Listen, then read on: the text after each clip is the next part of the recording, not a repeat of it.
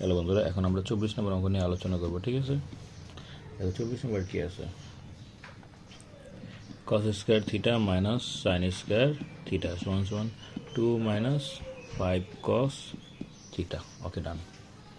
এখন দেখো এখানে cos এর ক্ষমতা বেশি, তাহলে সাইনটারও cos বানায় ফেলি।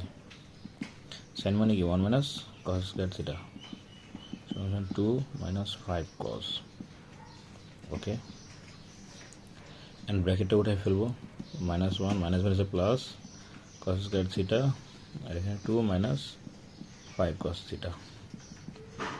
এন্ড cos স্কয়ার কি 2 cos স্কয়ার মাইনাস 1 ওই পাশের প্লাস 2 এই পাশে মাইনাস 2 মাইনাস 5 এই পাশে প্লাস 5।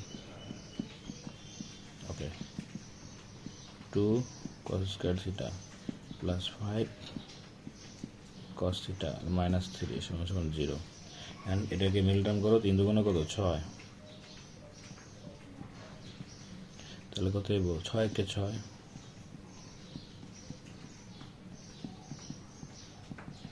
ওকে, এখানে আমরা 2 cos কমন নেই, চলো তাহলে এখানে কি হবে cos থিটা প্লাস 3, কারণ 3 দুগুণে 6, মাইনাস 1 কমন নাও cos থিটা প্লাস 3 সমান সমান 0।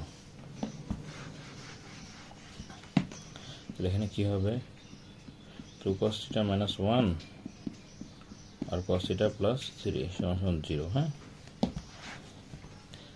এখন লিখবা কি হয় 2 cos থিটা মাইনাস 1 সমান সমান 0 অথবা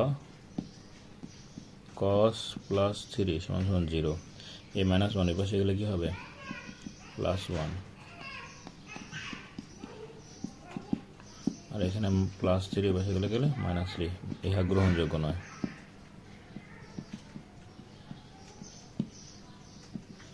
তাহলে কি হবে এখানে প্লাস 1 এর পাশে গেলে হাফ হবে, তাহলে cos হাফ সমান কত cos 60 ডিগ্রি।